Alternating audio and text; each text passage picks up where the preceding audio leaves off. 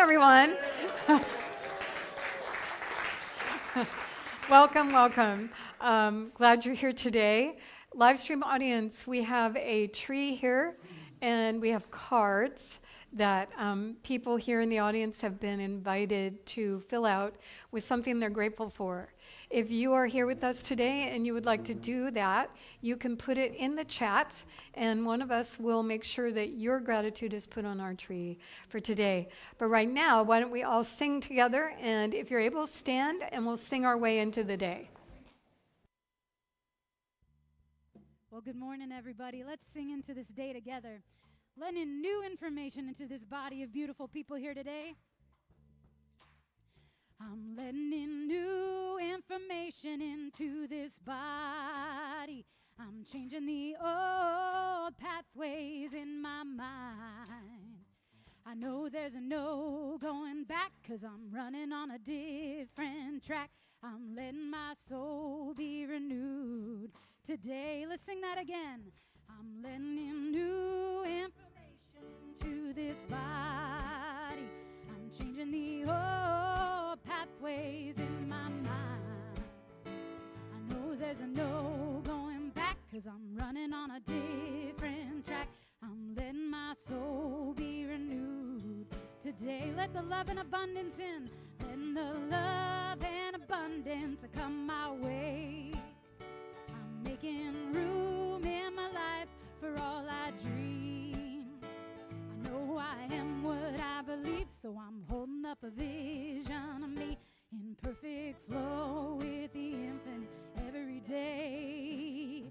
I'm letting in new information into this body. I'm changing the old pathways in my mind.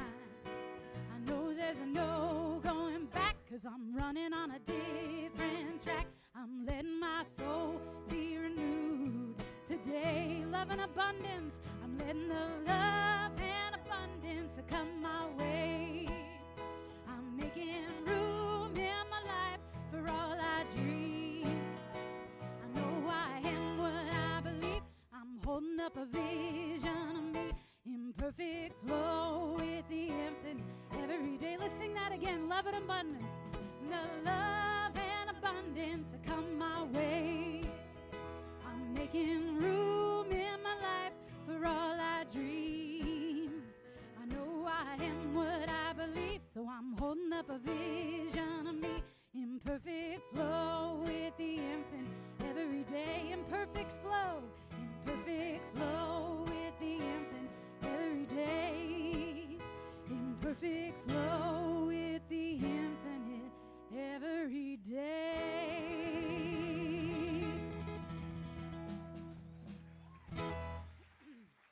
Well, good morning, everyone. Why don't you take a minute to greet some of those friendly faces out there?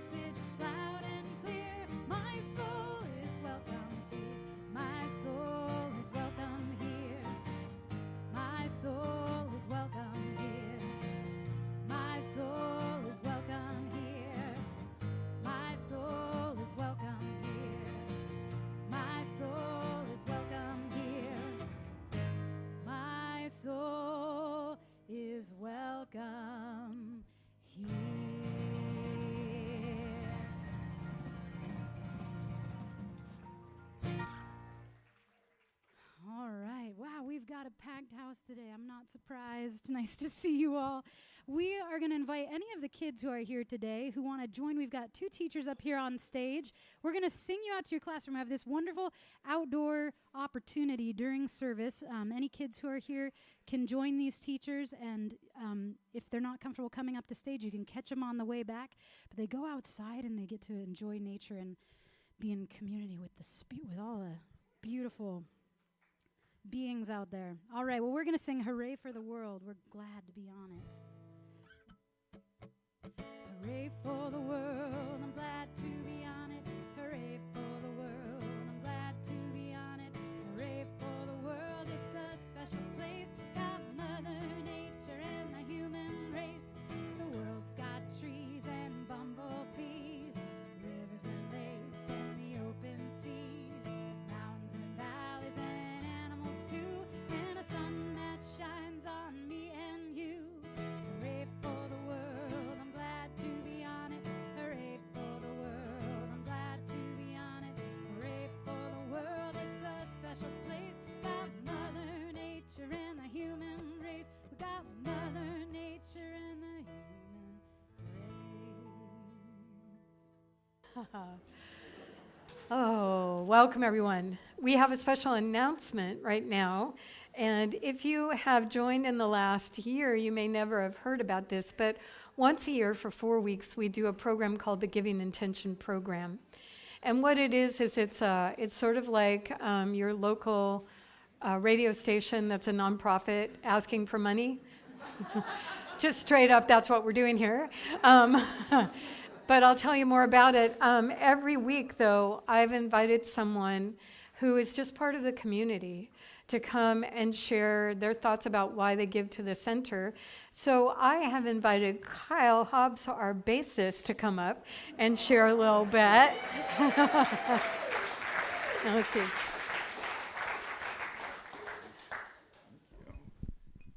Thank you. So I'm Kyle. Good morning to everybody. Sorry, I've got to use my cell phone for my notes here. I promise not to go on very long, but yeah. So my name's Kyle.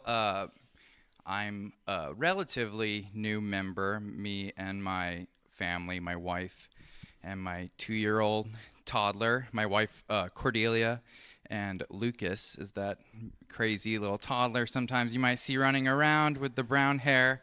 He always wants to storm the stage. But yeah, so just really briefly, I just want to share that that we started coming to Center for Spiritual Living Bellingham Easter Sunday of last year, and so I've gotten a little bit involved since that time. So I grew up going to a church, a Lutheran church. But I enjoyed that as a kid, kind of understanding the camaraderie and the community and all that aspect. I fell away from the church, and then, 10 years later, decided I wanted to be spiritual. So me and my family, my wife and I, at least, we've visited a lot of different spiritual communities and organizations, and had a lot of cool experiences of those places, but none of them ever felt quite right, quite at home. A vibe I often got was that like the people were really supportive of like the global organizations versus like that particular community. And while CSL does have that kind of international aspect, I always got the feeling that this community is like the predominant thing at CSL. So that was one of the reasons we really came to love it. And yeah, right away we felt at home. We just loved like the openness to different paths and different types of people, and like kind of with the teachings, there's like a lack of dogmatism, which was appealing to me and my family. So I always wanted to raise my son and have a family and experience that we have a spiritual community that we're a part of, something like greater than ourselves. So we've just felt so blessed and grateful for finding this place and being welcomed with open arms. yeah, I don't remember when, the end of last year, beginning of this year, I became a member. And yeah, we just love it here. And so we give a modest amount each month, but I think it goes a long way to feeling a part of the community and supporting what goes on here, which supports all the people here as well as the greater community. So yeah, so thank you for listening to me speak, and have a great Sunday.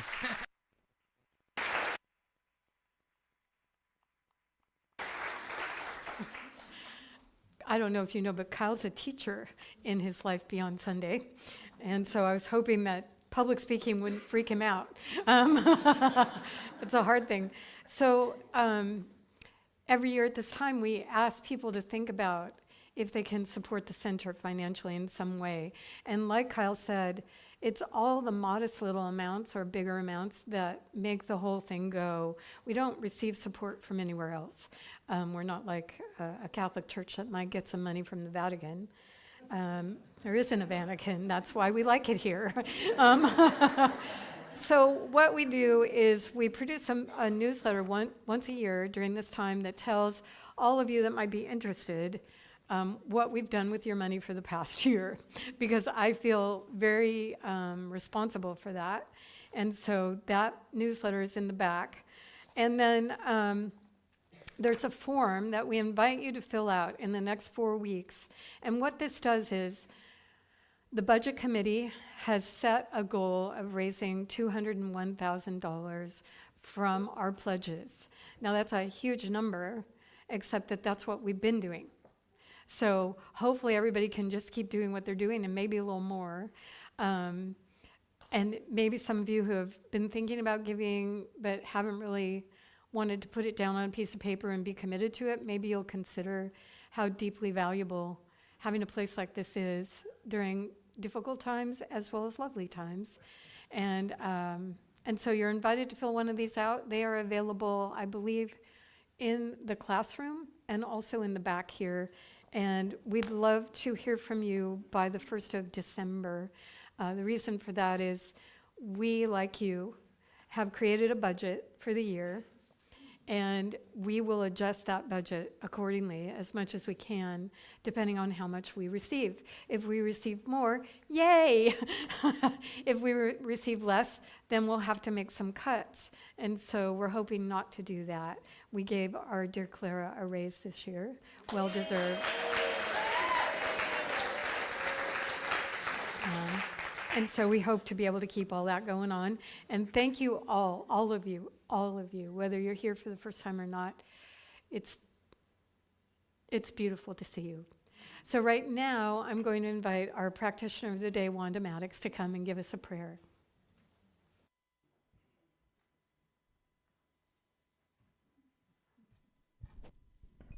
I forgot I had to have this. Oh my goodness, I wish that each of you could be standing up here and seeing. I mean, it's a sea of divine love and light, and it's so wonderful that we're here together and that we can hear all of the beautiful sounds of joy and happiness together. And I am a practitioner. I'm Wanda Maddox. I usually forget to tell you who I am, but I am Wanda, and I get to do the prayer to start off our service. And I can tell you that I couldn't ask for more inspiration than looking out on you. So join me now. Oh yes, there is one power and one presence, alive, awake, alert, and enthusiastically involved in all. Every blade of grass, every beautiful soul sitting here in a seat today, or standing in the back, whatever. We are one in the one. And as that, we can feel, we can speak, we can dance, we can sing. And always remember that light on our path is revealing the next best step forward. whether it's thinking in the terms of 4 weeks from now when we need to really buckle under and get ready for the next fiscal year, whether it is standing and just feeling the pure joy of the wonderful music that we share together. We are one, and for that I know I am deeply grateful, and so it is.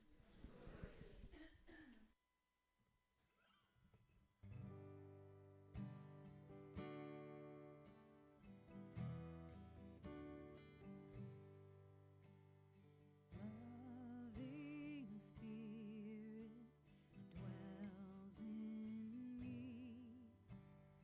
This is my divinity. As within, so without. All I need is here and now. Where there's error, let me love. May I have no fear. All the power, all the glory, I surrender,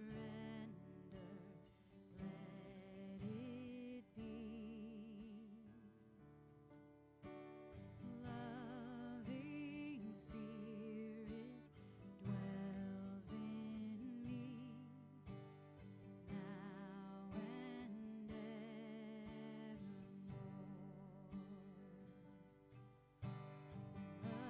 Loving Spirit dwells in me. This is my divinity. As within, so without.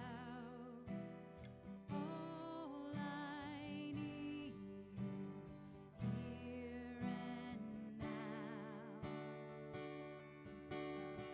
Where there's error, let me love. May I have no fear. All the power, all the glory,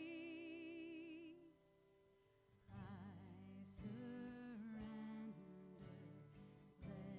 let it be.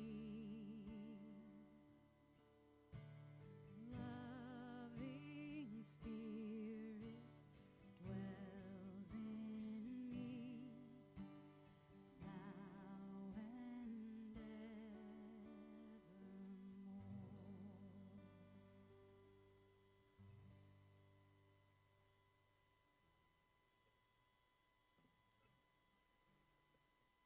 Well, I was trying to decide what music to bring today, and this song, Andrea sent me a text, but then I didn't get it apparently, but I think we're on the same page.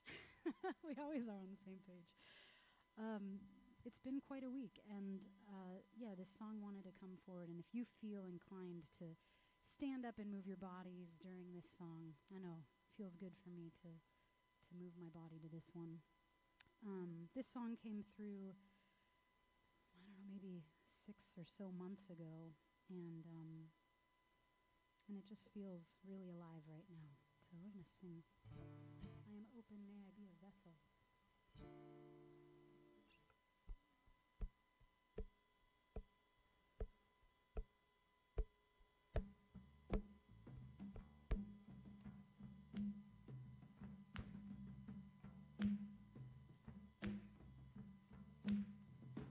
I am open, may I be a vessel for this love and wisdom and healing. I am open.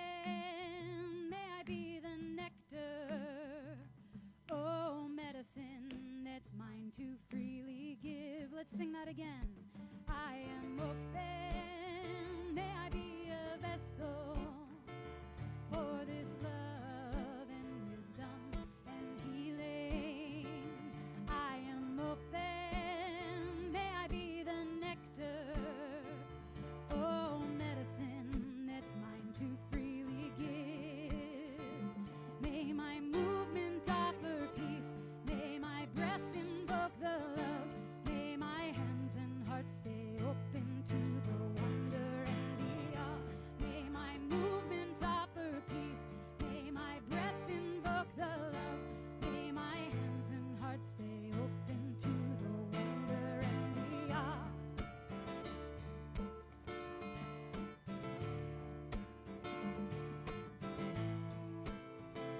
I am open, may I be a vessel. I am open, may I be a vessel for this love and wisdom and healing. I am open, may I be the nectar, oh, medicine that's mine to freely give.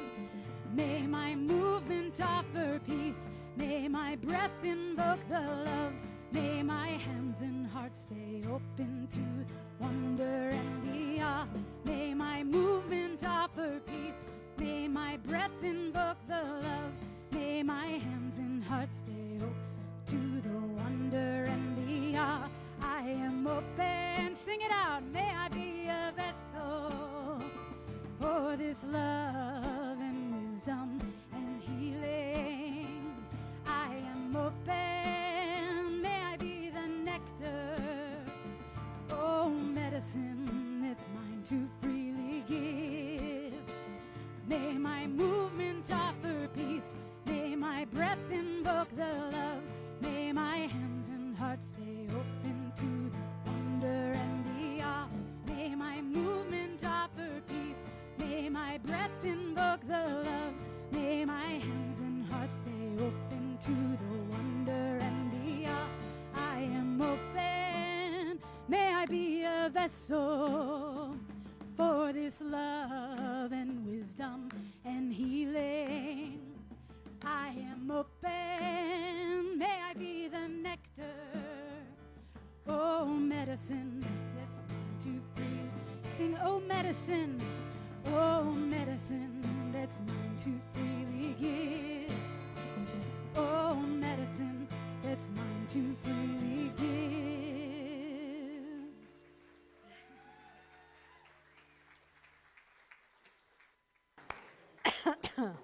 Well, that helps.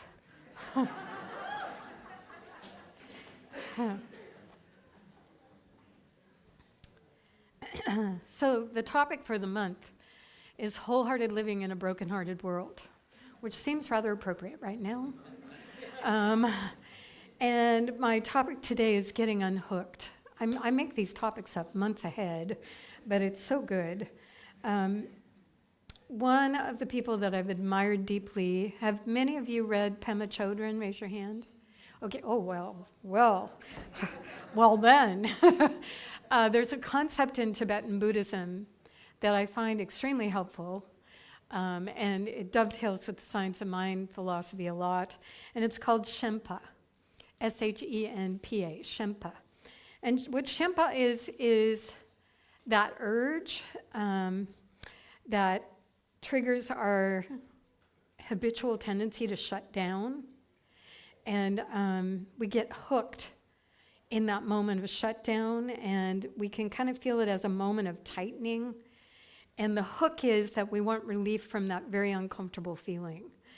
And so, not necessarily you, I'll just talk about myself. So, donuts seem to help. But I pay such a price. And this is the thing. The thing about being hooked and seeking relief in habitual ways of being never works long term. It just doesn't. And we keep trying. We keep trying because there's a soothing that happens when we drink too much, or we spend too much, or we watch too much, or we read too much, or we eat too much, or we do anything too much, right? I could go on, and you have to pick your poison that you do habitually. I know mine, and mine have gotten less, and that's what I wanted to talk about today, because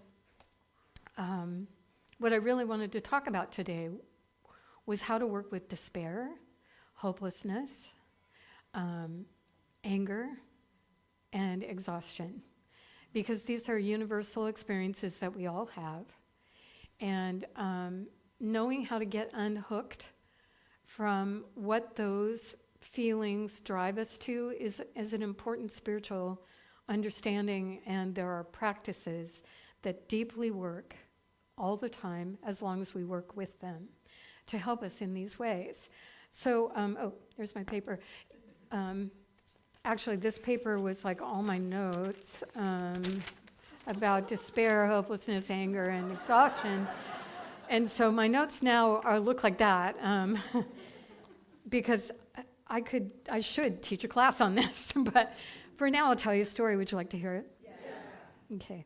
This is actually one of those stories that crops up in different cultures, and the one I heard featured a king and 3 sons, so I've changed it to a queen and 3 daughters.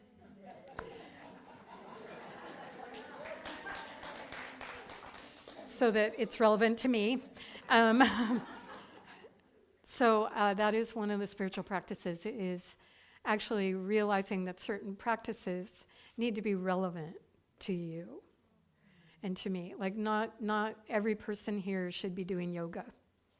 Not every person here can meditate the way I meditate. You might meditate in a different way, etc. So here's the story. And you may have heard the story because it really is a very good story. So once upon a time, as all good stories start, there was a queen. And the queen was getting old, like me. And she had 3 daughters, like me. And they were all beautiful. They were all very accomplished. They were all deeply gifted. And so it was very difficult to decide who would inherit the queendom, because they all had their incredible gifts. And she loved them all. And so she decided, with the advice of her wise counselors, that she would set up a test and a trial, an opportunity for them to express their creativity, and also whoever won the test would be handed the queendom. So what she had done is, at the edge of the small queendom that she ran, it was about this size, 7.5 acres. She had 3 identical castles built. They were small. They were going to be used for the homeless later, but for now, I'm adding, of course. But anyway, back to the story. So these castles, exactly identical, and she called her daughters in, and she said, "Daughters, I love you so much. And all of you are quite competent and capable of running this queendom. But I can only hand the queendom off to one of you right now. And then you can decide. Maybe you'd like to collaborate." And one of the daughters went, "Yeah, right, no." Silently. So she said, here's the thing. I've had these castles built. They're absolutely identical. So in every detail, they're exactly the same. And what you do with them will determine whether you are going to inherit the queendom from me. And so what I'm going to do is, I'm giving you $100, and I want you to furnish the castle. And the one who furnishes it the best wins. And so, go, my daughters. And so they went. $100 then and now was not very much money. I mean, so they all rode out together, and then they all picked their castle. There was a little scuffle about who got what. Some people had mathematical formulas about the middle one always being chosen and stuff, but they worked it out. So as they were riding to these castles, they were talking about this $100, and it's like, what the? what the W? What the heck? What the $100 to So they all went in, looked at the castle. It was a 3-story jobby. And so $100 spread over 3 floors. And it wasn't a townhouse. So they all kind of agreed, okay, we're not going to talk, because they only had 30 days. We're not going to talk for 30 days. We're just going to do this thing, and may the best woman win. So 30 days went by. And the queen was anxious. And so on the day that they were to decide, she and her court advisors rode out to the castles. And they went to the first one on the left, and one of the daughters was there waiting for them in the steps, and said, "Oh, Mother, I think you're just going to be so proud of me. I think this is the one that's going to win. You know very well that $100 doesn't go very far in furnishing a castle." So I had this brilliant idea, and I went around to all of the citizens of our land and asked them for their trash, and they didn't want any money for it. And so I filled the castle with trash, because the assignment was to furnish the castle. So it's furnished, and I didn't even spend the money. Here's it back. So they walked in and walked out pretty quick, because it was not just paper. It was compost too. And it had been there a while. So they were like, "Oh, well, yeah, Well, you did the letter of the law. You sure did. It's full." And so they left and rode to the next castle, and they found the second daughter on the steps weeping. "You know very well that $100 would never furnish this castle. I couldn't think of a thing, and you know that this isn't fair and this isn't right, and I really, So the queen said, "Oh, darling, is there anything in there?" "I didn't think of a thing." Okay, honey. And they rode to the third castle. And the third daughter was nowhere around. But the door was open. And so they presumed that she was somewhere in the castle, and so they walked in. And when they walked in, the first thing that they noticed was this beautiful scent. And it was the smell of fresh flowers, and flowers that had such a glorious scent, but not overpowering. And as they walked on the first floor, they went from room to room, and every room had a vase full of very fragrant flowers and a candle that was lit. And so they went to the second floor, and on the second floor they could smell incense. And they walked from room to room, and each room, the windows were wide open, and there was sunlight pouring through, and a very simple altar had been set up with a candle and flowers and incense. And they went to the third floor, and that's where they found the third daughter. And the third daughter was playing a flute and filling the rooms with music. Who would you pick? It wasn't a hard choice. So the story is about you and me. It's really not about some mythical land, but rather about our inner castle and what we're filling it with. And so what I know about despair and hopelessness is it always has a storyline. Always. And if we're alert enough and not lost like the second daughter in despair, one of the things that we can begin to pay attention to as a spiritual practice is what we're thinking about. What are we telling ourselves? What's the storyline that is running? You know, Annie Lamott, one of my favorite authors, said, "My mind is like a bad neighborhood. I try never to go there alone."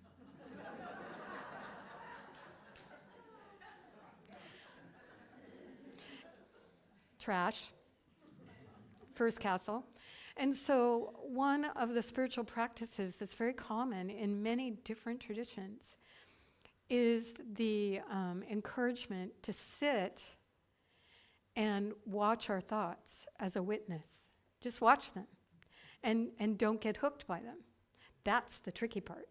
Because those thoughts, once they realize you're not paying attention, you're not going where they want you to go, they start getting more loud and more intense, and they're trying to hook so that you go on a little journey with them. But it's a journey to where you've gone over and over and over again. And you don't want to go there, really. Because what happens is Shempa, every time, all the time. Habitual ways of thinking lead to habitual ways of trying to work with the anxiety and the tightening and the tension that comes up when we're hooked. And so watching our thoughts, sometimes naming our thoughts, very powerful practice. The other antidote, because despair and hopelessness are forms of poison to sacred humans. One of the other antidotes is gratitude, believe it or not. And I know that sounds super cheesy. I really hesitated. Some of my notes are like, how can I say this without being cheesy? I can't. But it's not really. It just, we've been exposed to too many Hallmark commercials, I guess. I don't know. But actually, fundamentally, paying attention to what we're grateful for in our lives is a very powerful medicine to anything, really. But especially in times of despair and hopelessness, whose voices tell us stories about how it'll never change and do a lot of catastrophizing and labeling of other people and then making stories up about the label and all that. Gratitude stops that. Because gratitude, if you've noticed, the tree, if you didn't get a chance, that's a gratitude tree. And there's tags that you can fill out. The gratitude that we feel always happens in the present moment. You might be thinking about something in the past, but in the present moment, you're connecting with why you're grateful. And this present moment is a spiritual practice you also find in all the Christian traditions, all the Jewish traditions, all the Buddhist traditions, all the Hindu traditions. I could go on and on. Gratitude is one of those places that bring us into the present moment. And in the present moment lies our power, which leads me to powerlessness and anger. I, unfortunately, have danced with anger for a long time. It's a family trait that I believe perhaps I may have broken. I hope. And I have not only danced with anger, I've danced with rage. I won't ask for a show of hands.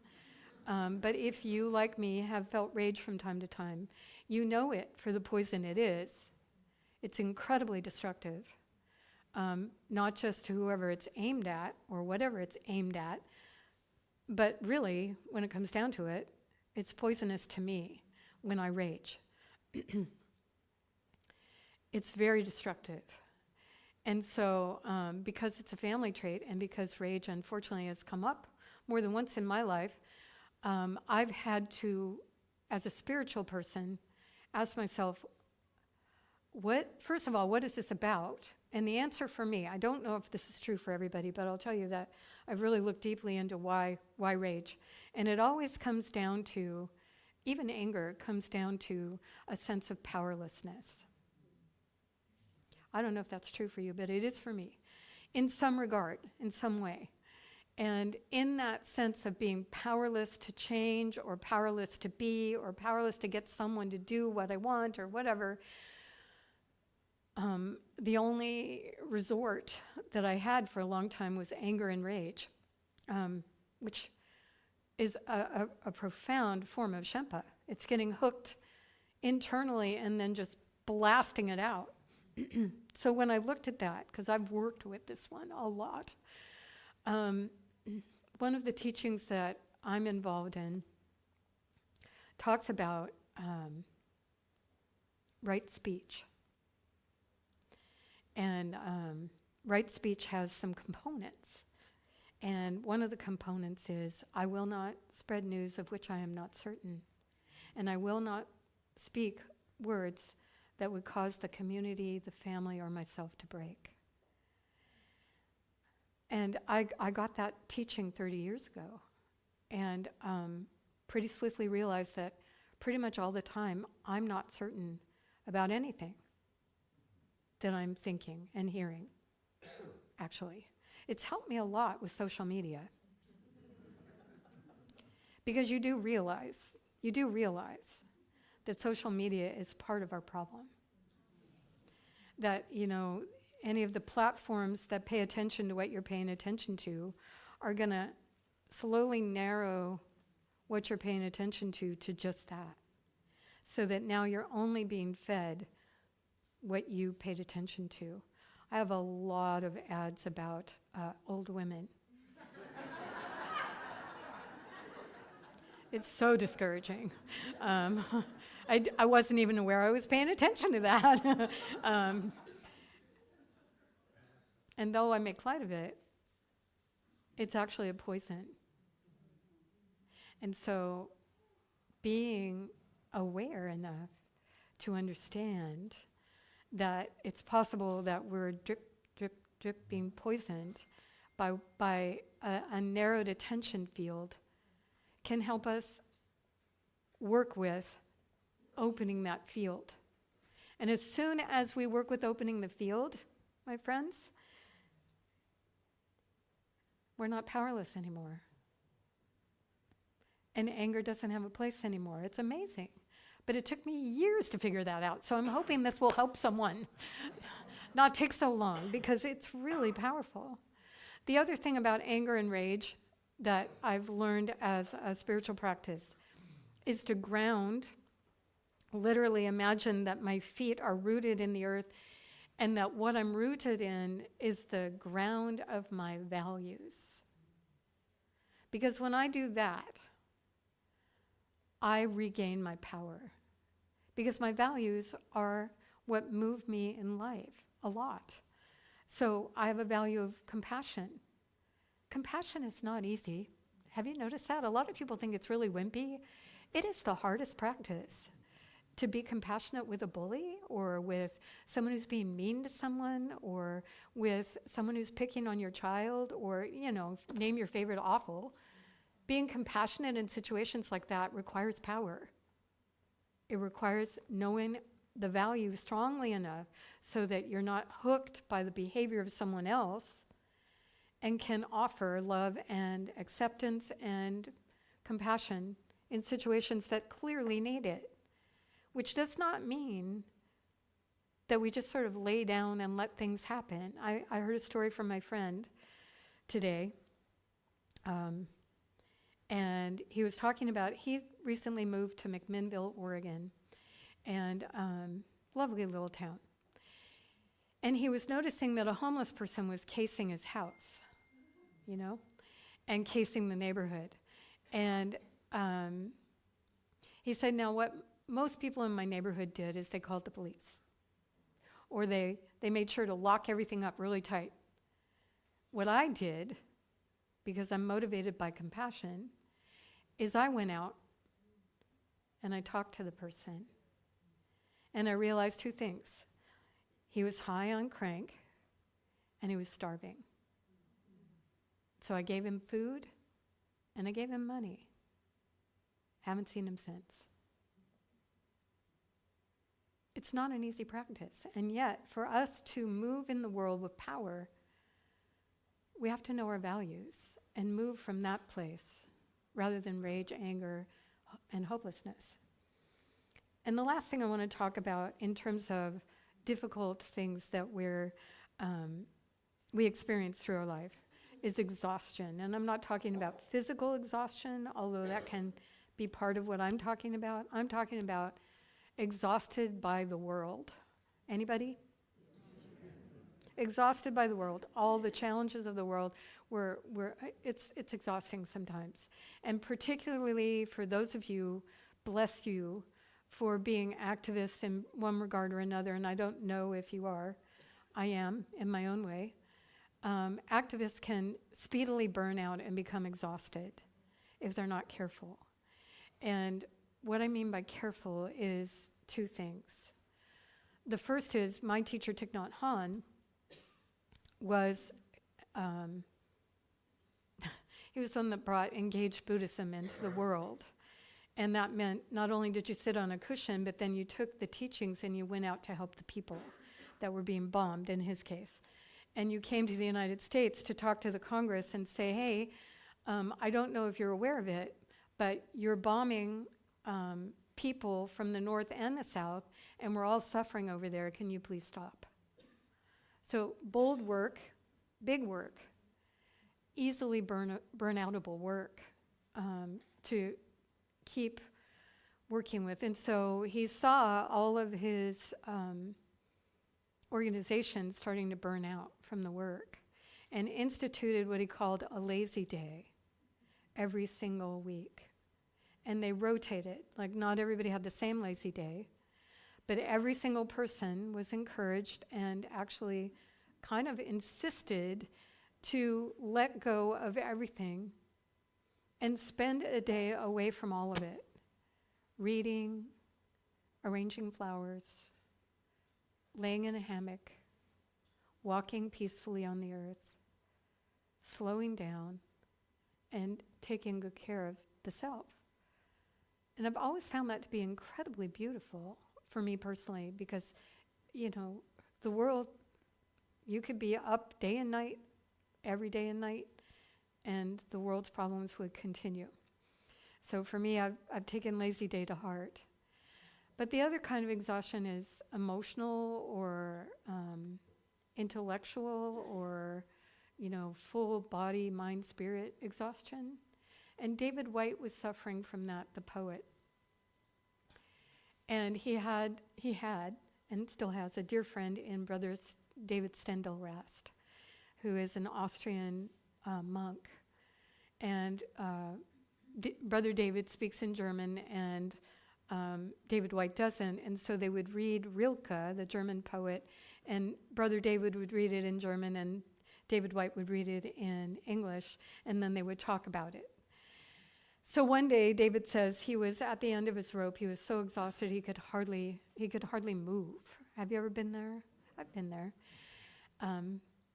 And Brother David was there, and he turned to him, and he said it was almost like he became my confessor because of the way I asked the question. I said, Brother David, tell me about exhaustion. And Brother David said, well, you know the antidote to exhaustion is not rest. The antidote to exhaustion is wholeheartedness. Wholeheartedness. And ever since I read that, I've asked myself the question, what does that mean to me? What does wholehearted mean to you? How would your life be different or the same if you and I were living wholeheartedly, all of us, wholehearted? And I suspect that ultimately wholeheartedness comes down to really being present with ourselves and honest, really honest about what we love and what we don't, and what we're doing and what we shouldn't be doing. And really paying attention, deep attention, and gradually weaning ourselves away from the toxics, the poisons that Shempa would have us repeat, and come into a different place. I know that's not easy work because I've been doing that work.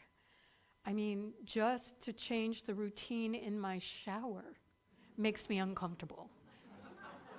You know, like I have a routine, and because I'm practicing breaking habitual things, okay, don't put the shampoo on first. Do soap instead for a while and then do shampoo. You know, it sounds ridiculous. So uncomfortable, really. And if I said to some of you, stop watching Fox News and watch CNN, Or I said to someone else, stop watching NPR and watch Fox News. Or if I said, hey, stop watching news. Very uncomfortable for some of us, right? So for me, wholeheartedness is really paying attention and telling the truth to myself. What's feeding me? And what's habituated ways of living that have no energy to support me, really? And they're just knee-jerk reactions to discomfort. And can I work with those? And it may take a while. Pema Chodron says it takes a while to break Shempa. But the more we're aware, the more we hear what we're telling ourselves, the easier it gets. So I'm going to do a prayer for easy. Because it would be nice to be full of empowerment and gratitude and be fully present and wholeheartedly living right now. Don't you think? So let's do a prayer together. If you would like this prayer, you just have to say at the end, and so it is, and then take it in. So I'm going to talk about myself here.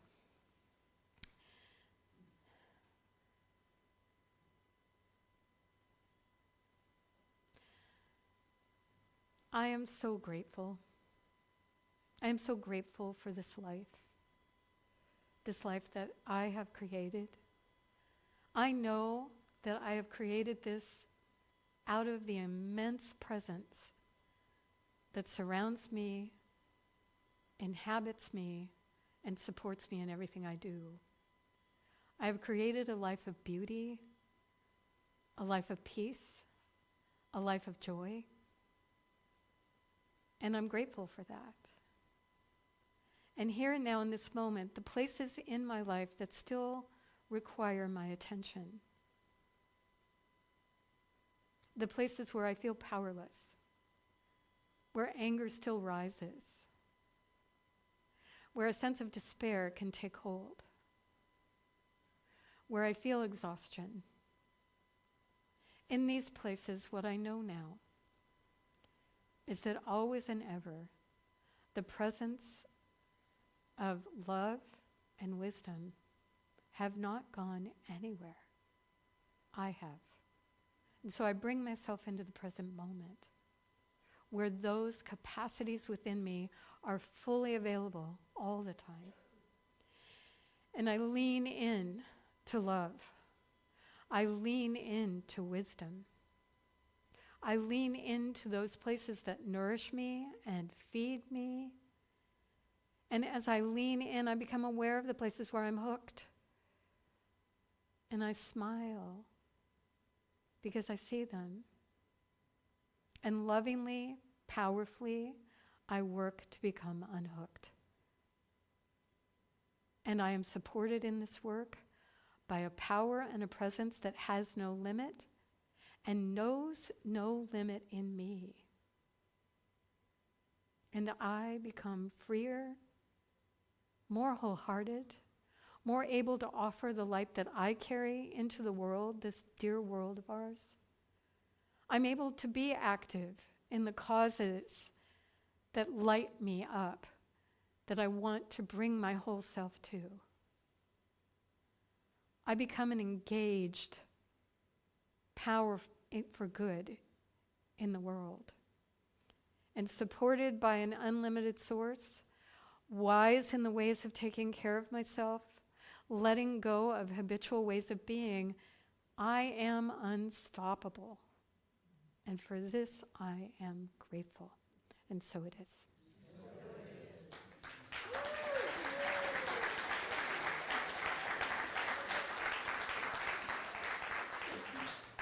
So, our ushers today are Shelley and Steve, and I wanted to tell you about this little thing that you'll find at the back, and you may see in the baskets. These cards are for people who have gotten onto the Giving Intention program, and they give their money every single month. 98% of us give what we say we were going to give. And because of that, a lot of people do it as an automatic withdrawal from their bank account. So you don't see their money in the baskets, but we see it in the support of the community. So if you see one of these cards or more, Those are from people on the Giving Intention program that are letting all of us know, please give. Please give. So important. I believe I belong to the earth. I belong. May my life be a song. May my song feed the earth. I believe I belong to the earth. I belong. May my life be a song. May my song feed the earth. I believe, oh, I believe I belong to the earth. I belong. May my life be a song. May my song feed the earth.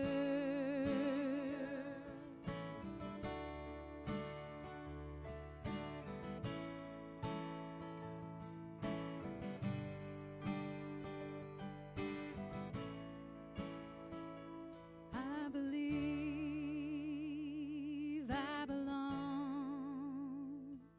to the earth. I belong. May my life be a song. May my song feed the earth. I believe.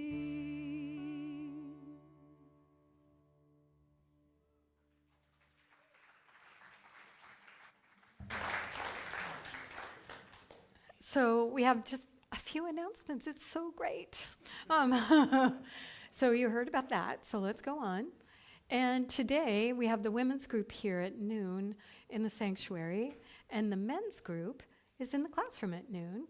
And if you've never attended, you are more than welcome. It's an open group every month. We have a slightly different group of folks in these places, and it's a wonderful place. And then Tabor is doing a community song circle.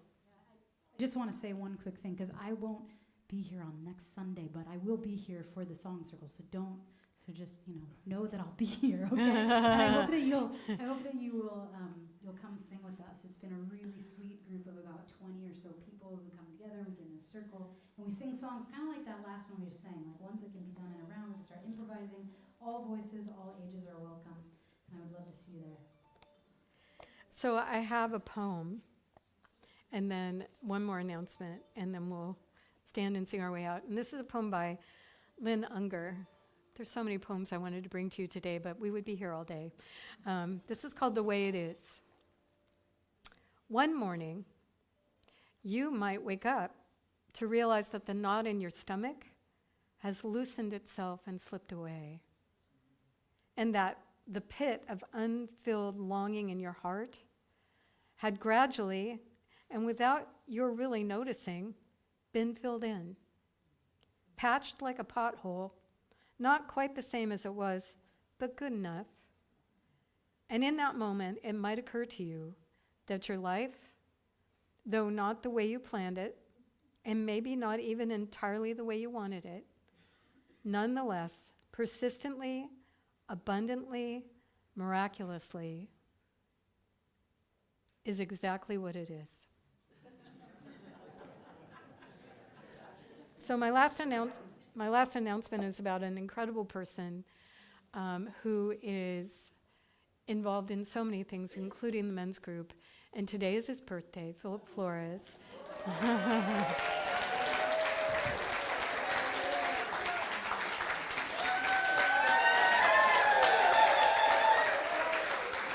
Happy birthday to you. Happy birthday to you. Happy birthday, dear Philip. Happy birthday.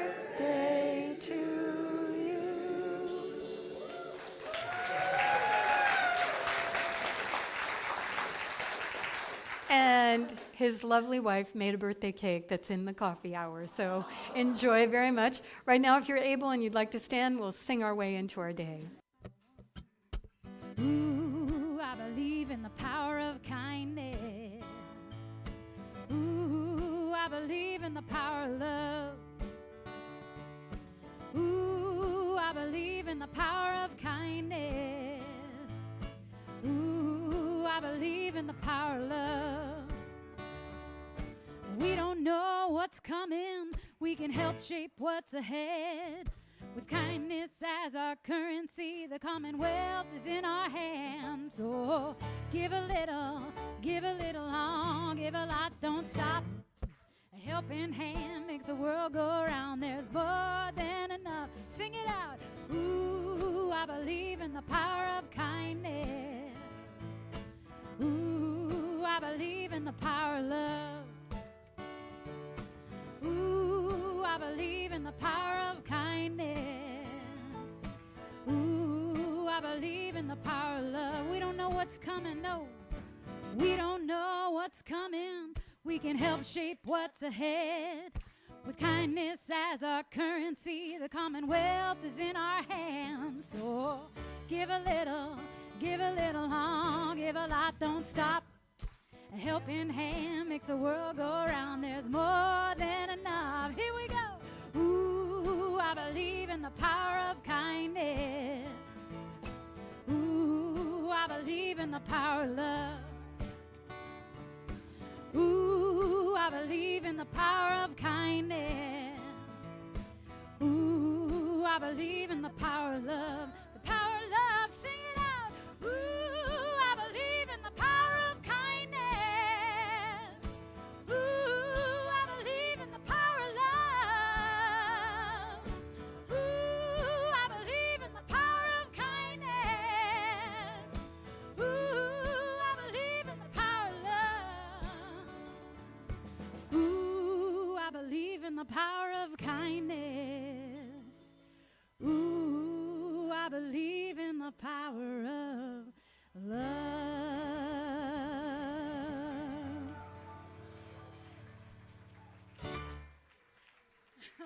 You all have a great week. I thought you were making another announcement. All right. Have a wonderful week, and we'll see you again. I guess there's birthday cake in the classroom, so enjoy. 1, 2.